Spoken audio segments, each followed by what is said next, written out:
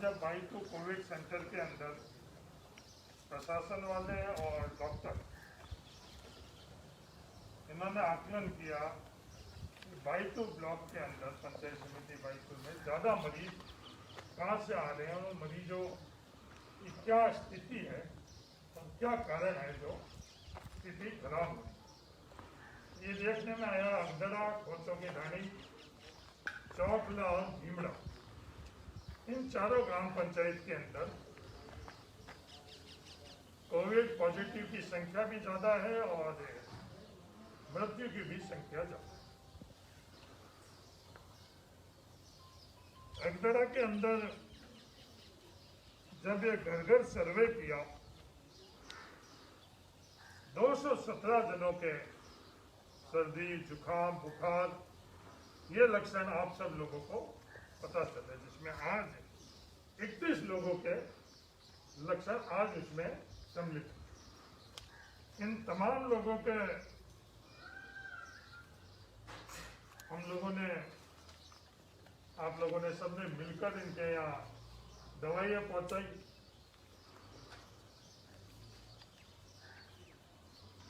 28 positive है, 28 सिर्फ जांच में पॉजिटिव अपने को लग रहे।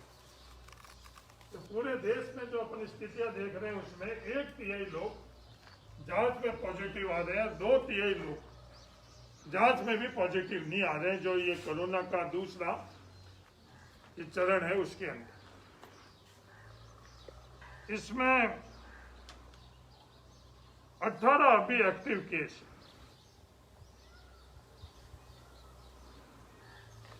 मैं यहाँ बैठा था जब तक 2 जनों की मृत्यु हुई, अभी अभी और पता चला कि तीसरे जने की भी मृत्यु होने वाले की उम्र एक की 32 साल, एक की 45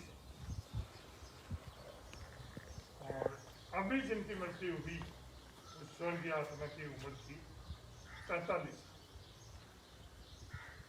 आज उस परिवार के अंदर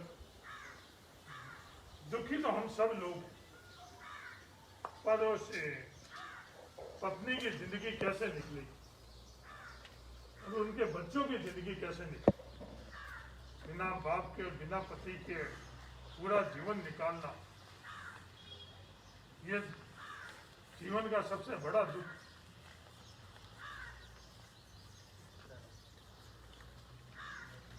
ये जो स्थितियां हुई है, उस स्थिति के पीछे जो हमें कारण समझ में आ रहा है, वो परिवार के तौर पर मैं बड़े स्पष्ट तौर पर आपको बताना चाहूँगा। डॉक्टर जोगेश भी आया। आज सबसे ज्यादा जरूरत उसको हॉस्पिटल की, उस हॉस्पिटल में काम की, तो उससे भी ज्यादा जरूरत हम लोगों को महसूस हुई, उसको खुद को महसूस हुई कि अगदड़ा का और खोतों की ढाणी में जाकर और ये स्थिति हम लोग बदल, जिससे ये चीज जड़ का है, कारण का है, उन कारणों को पता कर उसमें हल निकाल। डोर टू डोर सर्वे के अंदर हम लोगों को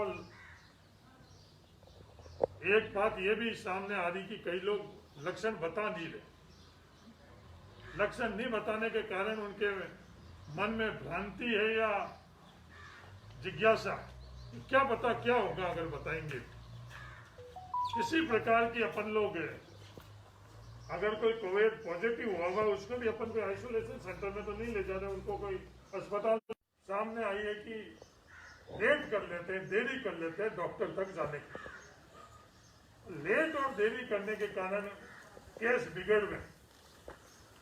केस बिगड़ने के कारण उनको ऑक्सीजन पर भी लेना पड़ रहा है, उनको दूसरे इलाज की भी आवश्यकता पड़ रही है। उन्हीं में से कई लोगों की मृत्यु भी। हमारे पास सीमित संसाधन है।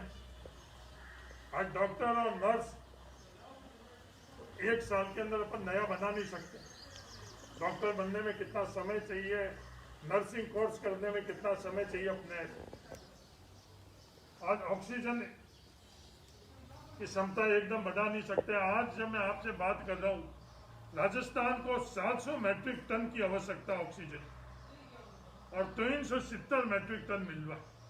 अब इस बात के अंदर कुछ भी विवाद करें, दोषारोपण करें, तो जिसको जरूरत है उसमें तो कोई हल निकलने वाला नहीं है। रेमडेसिविर जो इंजेक्शन इसके अंदर चाहिए वो 1/3 मिल रहा है, क्योंकि फैक्ट्री जहाँ से बन रहे हैं उसकी भी क्षमता सीमित है। तो इन सब हालातों के आज बेड की बात करें, भाई2 के अंदर कोविड सेंटर खोला, जब 10 ऑक्सीजन का बेड की व्यवस्था करें, धीमे धीमे धीमे धीमे 10 बेड के, आज जब बात कर रहा था मैं वहां से आया 21 बेड तक कर ली। डॉक्टर हमारे पास उतनी सीमित है, ऑक्सीजन हम लोगों के पास इतनी मिल रही है। बाड़मेर के अंदर, बलोत्रा में, जोधपुर में, जयपुर में, दिल्ली में, हर जगह जो ऑक्सीजन सपोर्टेड बेड है वो हर जगह पूरे हो गए। किसी को भी अंदर अपन ले जाएंगे तो किसी न किसी को तो वहां से हटाना पड़ेगा। जब उस ऑक्सीजन बेड पर लेंगे, किसको हटाएंगे? जिसको भी हटाएंगे उसकी तबीयत और ज्यादा खराब होगी और ज्यादा उसको अपन मृत्यु की तरफ धकेले। ये हालात इस तरह की बनी। आज बड़े अस्पतालों में अपन किसी अपने परिवार के इलाज और दवाइयों से बड़ा जो हम लोगों को जूझना पड़ रहा है कि जो वहां संक्रमण हुआ है उससे जूझना पड़ रहा है। हर कोई विशेषज्ञ ये बात कर रहा है कि इसके ऊपर ज्यादा आप संख्या के अंदर नहीं करोगे। संक्रमण जो वहां की पैमाने हैं वो बहुत ज्यादा है। तो सामान्य अगर कोई मरीज होगा तो भी संक्रमण से और ज्यादा उसकी स्थिति खराब होगी। पहले तो हम लोगों के जो व्यवस्था में ये सोच थी और ये प्राथमिकता थी कि बड़े अस्पताल में ले जाने से अच्छा इलाज होगा और बचेंगे। इस कोरोना के अंदर अब बिल्कुल ही दूसरी बात सामने आ रही कि अगर घर के अंदर कोई उपचार कर रहा, समय से अगर उपचार कर रहा, वो सबसे अच्छा। निकटतम डॉक्टर के पास अगर वो समय पर चला गया, सबसे अच्छा। जितने बड़े अस्पताल में जा रहे हैं उतनी ज्यादा मृत्यु हो रही। एक नई चीज हम लोगों के सामने आ रही है। एक तो उसका कारण ये है कि वो देरी से वहां जा रहे हैं, केस खराब कर जा रहे हैं, और दूसरा वो संक्रमण बहुत ज्यादा है। इन हालातों में हम लोगों को करना क्या चाहिए, ये सवाल हम सब लोगों के सामने आता है। सबसे पहले तो डोर टू डोर सर्वे अपन लगातार पहले चरण में कर लिया, दूसरे चरण में और अपन लोग करें। जो किसी के पास लक्षण, एक बात पूरे पंचायत के अंदर अपन सबको समझाइश करें, कुछ भी लक्षण हो तो इसको छुपाई नहीं, हाथों हाथ वो दवाई दे। तीसरी बात, अगर कहीं भी हमने को लगे कि कोरोना के लक्षण है, कोरोना के लक्षण क्या है वो भी सबको प्रचार करें। और कोरोना के लक्षण है तो निकटतम अस्पताल जो अपने भाई2 के अंदर है, जोगेश कहीं तो रिश्तेदारी होगी, बिल्कुल पड़ोसी आपको, हर समय ये तैयार रहता है वहां पर, डॉक्टर दूर से हर समय तैयार रहता, उनको बताकर उनकी सलाह से आप करो।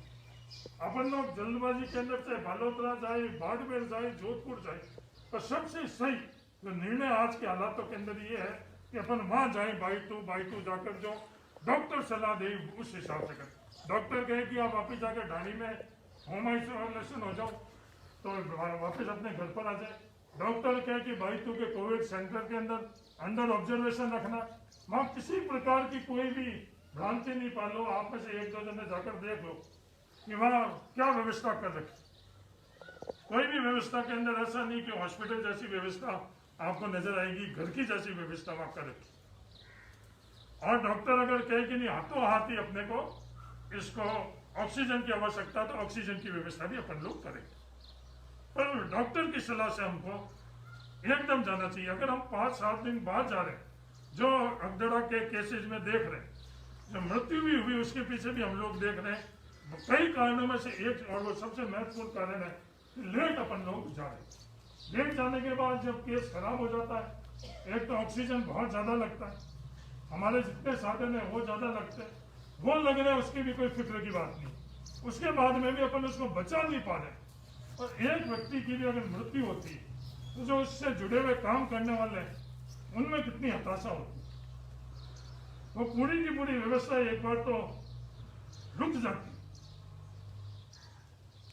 मेरा आपसे ये निवेदन है कि गंभीरता से, अभी जयपुर से ये सूचना आई, अभी बैठे बैठे तहसीलदार साहब ने बताई, मानाराम कर एक पॉजिटिव आया हुआ व्यक्ति। वो मानाराम अपने ढाणी से 10 किलोमीटर 10 किलोमीटर दूर तक घूमा। अब वो 10 किलोमीटर तक घूमा है, खुद की जान तो वो जोखिम में लेकर ही आया। अगर वो परिवार के किसी के संपर्क में आना, परिवार की जान भी जोखिम में लेकर आया। और जहां भी वो गया, जिनके बीच में गया, उनकी भी जान जोखिम में लेकर आया। क्या हम लोग ये सहन कर सकते हैं? 3 नौजवान जैसा एक भी नौजवान अगदड़ा के अंदर और स्वर्गवासी हुई, मेरे हिसाब से अपन लोग कोई भी नहीं कर सकते। तो इस तरह की चीजें अपन लोग करेंगे तो फिर मैं लगातार कहता आ रहा हूं कि सरकारों के भरोसे हम लोग ये जीत नहीं सकेंगे। लगातार कहता आ रहा हूं अस्पतालों के भरोसे अपन कोरोना जीत नहीं सकेंगे। सिर्फ और सिर्फ जन जागृति और जन भागीदारी से ये जीत सकेंगे। उसका कारण ये है, अगर खुद अपन ये इन चीजों में गंभीरता नहीं रखेंगे तो कौन रखेगा? और सबको हम लोग इन आइसोलेशन सेंटर में लेकर चले भी जाए तो ये आज मुमकिन है? 2 लाख जने आज राजस्थान के अंदर कोरोना पॉजिटिव हुए हुए। 2 लाख में से सिर्फ 20,000 अस्पतालों में 20,000। राजस्थान की स्थिति दूसरे प्रदेशों से बहुत ठीक है, चरमराने की तरफ जा रही है। दूसरे जो राज्य है उसमें चरमा चुकी। इसको अब कौन रोक सकेगा? इसको सिर्फ और सिर्फ अपन रोक सकेंगे। इसलिए मैं आप लोगों के बीच में आकर मेरा एक ही निवेदन है, छोटी छोटी बातें लगती है पर वो सबसे जरूरी है इनके लिए। जितने भी लक्षण आई में है उनको तमाम लोगों को एक चीज बताइए, जितना हो सके आधे घंटे के बाद पानी पीना। लेट कर सांस लेने की जो पद्धति है उसके वीडियो भी बहुत आई में। आज का सोशल मीडिया के तहत हर तरह की चीजें अपन आपस में साझा कर सकते हैं। हर परिवार और हर व्यक्ति के इसमें ये करे। हर ये जो संक्रमित है ILI के अंदर जो लक्षण है उनके, उसके अलावा हर कोई फर्क नहीं पड़ता। अगर अपन जब कभी भी अपने को अवसर मिले, बिल्कुल स्वास्थ्य है, ठीक है, अगर ये चीज करेंगे तो अपने खुद के फेफड़े ठीक होंगे, मजबूत होंगे। अगर कोई संक्रमित नहीं है, बिल्कुल सही है, तो दोनों करने से किसी का कोई भी नुकसान नहीं होगा। भविष्य के अंदर अपन अपने आप को तैयार कर रहे हैं, मजबूत कर रहे हैं अपने फेफड़े को। दूसरी बात ये, तीसरी लक्षण छुपाने नहीं। चौथा, जल्द से जल्द अपने निकटतम डॉक्टर के पास जाना, एक दिन भी खराब नहीं करना। एक दिन खराब करने का मतलब हम लोगों को बहुत है और ज्यादा जद्दोजहद करनी पड़ेगी। चौथा, जैसे वो सलाह दे डॉक्टर, उस हिसाब से अगला कदम कराना। हड़बड़ाहट में कई बाड़मेर, जोधपुर, जयपुर किसी अस्पताल में नहीं जाना। उस डॉक्टर के राय अनुसार, भाइयों के डॉक्टर के राय अनुसार हम लोगों को काम करना चाहिए। ये बात मैं कहने के लिए आप लोगों के बीच में और मुझे आशा ही नहीं, विश्वास है आप लोग सब मिलकर, अगर आप लोग सतर्क हो जाओगे, आप लोग सहयोग करोगे अपने आप का, अपने घर परिवार का, गांव का, तो अपन इस मुकाबले के अंदर 2 हफ्ते के अंदर जीत जाएंगे। अंत के अंदर तो इसकी चेन तोड़ना और वैक्सीनेशन, ये इसका हल है। परिवार और समाज के अंदर वो बहुत बड़ा नुकसान हो रहा है, ऐसा नुकसान भी हो रहा है जिससे भरपाई भी नहीं हो पाती। आज अपने लिए सबसे पवित्र दिन है। इस त्योहार के अंदर भी 99% समझदार लोगों ने अलग खाना खाया। एक बार जीवन में इस त्योहार में अपन अलग खाना खा लेंगे तो कोई फर्क तो नहीं पड़ेगा। 1% आज भी कई अपन इस सोशल मीडिया में आज फोटोएं देख रहे हैं, 4-4, 5-5 जने एक ही थाली में खाना खा रहे हैं, पड़ोस के अंदर खाना खा रहे हैं। उससे क्या हो जाएगा? क्या मकसद अपन हासिल कर लेंगे? आज स्थिति के अंदर सबसे बड़ी कारण क्या था कि गवर के उजमना जैसे ही हुआ अपना संख्या बढ़ी, शादी के समारोह के अंदर जो स्थिति हुई उससे संख्या बढ़ी। एक परिवार के अंदर मृत्यु हुई, उस परिवार में उन्होंने बैठक रखी। बैठक रखने से पूरा का पूरा परिवार संक्रमित हुआ। एक मृत्यु की जगह खुद के परिवार में दूसरी मृत्यु हुई, पूरा परिवार संक्रमित हुआ। वो अलग बात है, उस गांव के अंदर कई लोग संक्रमित हुए। क्या हासिल कर लिया अपन? क्या ये श्रद्धांजलि देना हुआ उस व्यक्ति को? मेरे लिहाज से तो वो श्रद्धांजलि देना नहीं हुआ। मेरे हिसाब से जो तकलीफ थी वो तकलीफ हम लोगों ने बढ़ा ही बढ़ा, ये जो नुकसान हुआ नुकसान बढ़ा ही बढ़ा।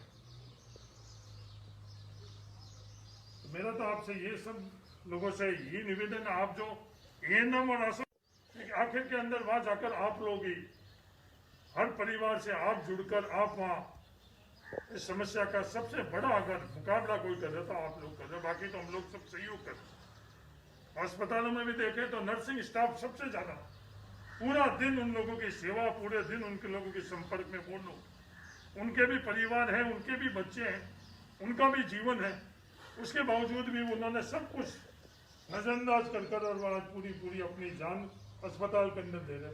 किसके लिए दे रहे? वो अपन लोगों के लिए दे रहे। तो थोड़ी जिम्मेवारी तो अपनी भी बनती है। और थोड़ी जिम्मेवारी क्या कि अपन ये अगले 14-15 दिन तक जरूरी नहीं हुए तो घर से बाहर नहीं निकले। घर से बाहर निकले तो अपन मास्क पहने। मास्क पहनना मुझे भी अच्छा नहीं लगता। एक मास्क की जगह 2 मास्क क्यों पहन लो? कि उससे एक बचत के लिए और अतिरिक्त मुझे व्यवस्था मिल रही। आज मेरे परिवार में एक जने की कोरोना से मृत्यु हुई। मेरा जिम्मेवारी नहीं, मेरा दायित्व नहीं कि आज मैं उसके खुद के दाह संस्कार में जाऊं, उसके परिवार के अंदर जाऊं। तो मेरा नहीं जाना समझदारी, नहीं जाकर हम लोग उस परिवार के अंदर सहयोग कर रहे हैं, जाकर हम लोग सहयोग नहीं करते। ये हालात बनी हो। आज बाड़मेर अस्पताल के अंदर देखिए अपन, जितने बेड है उसे डबल दुगने तो वहां मरीज हो चुके। आज वहां हम लोग इमरजेंसी में देखे, 2 दिन पहले मैं इमरजेंसी में गया, एक जो 10-15 की इमरजेंसी, उसमें दुगने लोग इमरजेंसी के अंदर। किसी को मना तो कर नहीं सकते, किसको मना करें? वो जो सीमित संसाधन है उसी से हम लोगों को मुकाबला करना पड़ेगा। डॉक्टरों से बात करें तो डॉक्टर भी विचलित से हुए हैं। इतनी मेहनत करने के बाद वार्ड में एक जना भी अगर खत्म हो जाता है तो कहते रात को हमारे को नींद नहीं आती। दिन भर हमारा ऐसा रहता कि हमारे से क्या कमी गलती रह गई। जिसमें भी मानवता है उसके ध्यान के अंदर ये रहते हैं। सब लोग ये प्रयास कर रहे हैं। आप लोगों से भी निवेदन है, आपके लोगों का मतलब आप लोग नहीं, आपके माध्यम से आप तो कड़ी हो। आप जो बात है उसमें, और हर व्यक्ति जो अगदड़ा का, हर परिवार अगदड़ा उसका आप कड़ी हो। अगदड़ा के अंदर हम एक भी मृत्यु और नहीं हुई, ये अगदड़ा के सरपंच साहब सब हमको प्रण लेना चाहिए। अब प्रण में हम लोग जब ही पार पड़ सकेंगे जब हम लोग जागरूक होकर और सावचेती रखेंगे और लेट नहीं करेंगे। और जो मैंने बातें करी ये 4-5 चीज कर लेंगे, उसके बाद भी कोई एकादा हो जाए तो उसमें नहीं, नौजवान तो एक भी नहीं होगा। जिस किसी को बीमारी हुई भी हुई, उस बुजुर्ग की तो अलग बात है, कोई अतिरिक्त बीमारी उसके अलावा एक भी नहीं हो। तो ये प्रण लेना चाहिए पूरे अगदड़ा ग्राम पंचायत। यही हम लोगों के सामने चुनौती है और इस चुनौती से इससे अपन विजय हासिल कर पाएंगे। ये बात करने के लिए मैं आप लोगों के बीच में आया हूँ। धन्यवाद। जय हिंद।